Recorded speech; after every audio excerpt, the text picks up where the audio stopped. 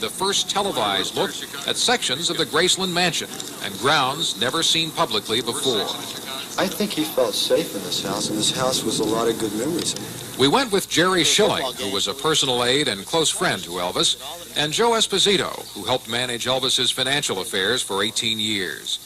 We were not allowed access to the second-story room where he died, but we were taken through areas where a number of his personal effects remained just as they were when he lived here.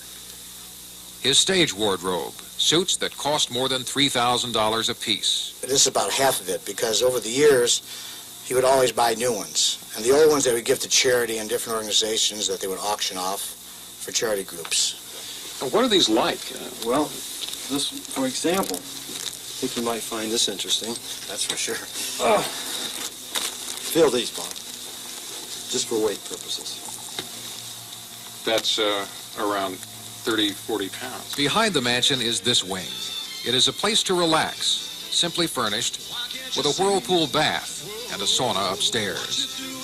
The building also houses a racquetball court, where friends say Elvis sometimes played alone during bouts of insomnia all night long, afterwards still requiring medication to sleep. At dawn, when he left the racquetball wing, he often walked by the pastures on the 14-acre estate where his horses still graze, including his Palomino, named Rising Sun. The horse is now 25.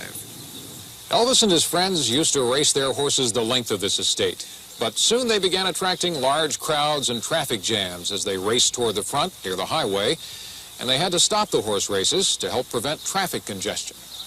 How much is all this worth now? A 1979 estimate valued the Graceland estate at $555,000, the clothing and furniture inside at $216,000. But the properties undoubtedly could bring millions. The first new car he ever bought, a 1955 pink Cadillac, is still parked behind the mansion, along with more formidable acquisitions such as this Stutz Blackhawk, valued at well over $50,000. The section of the mansion that probably would hold the most interest for fans is this wing. Elvis once put the world's largest slot car racing track in this room. Later, he held his wedding reception here. And finally, he made it his trophy room. Much of what is in here came from fans. Elvis kept practically every scrapbook he was sent in these drawers. He kept photos and letters and trophies from fans, and seemed to care as much about them as he did about the other symbols of success. It got to a point where a gold record, it's great, but they would come in the mail to Elvis. You'll look at one wall and you'll see two small Grammys, which were really representative of two gospel albums that he did. Never did he once get a Grammy for a rock and roll tune. It's unlikely that the public will be allowed to view the interior of Graceland in the near future. The division of the estate is still being disputed between Elvis's heirs and his former manager, Colonel Tom Parker. But in the meantime, the estate is still generating income estimated at $1.2 million a year.